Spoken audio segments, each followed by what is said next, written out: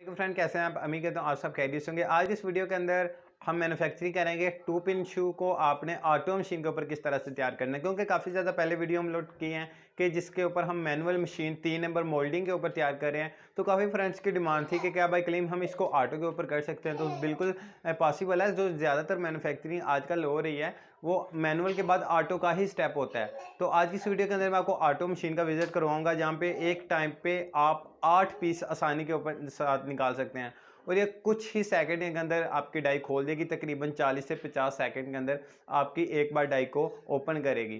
और जैसे कि आप जानते हैं कि 2 पिन शू के लिए हम मैनुअल के ऊपर एक टाइम में 2 पीस बस निकाल सकते हैं। तो तकरीबन जो हमारा टाइम है वो 2 से 2.5 मिनट हम लगा देते हैं डाई को खोलने में।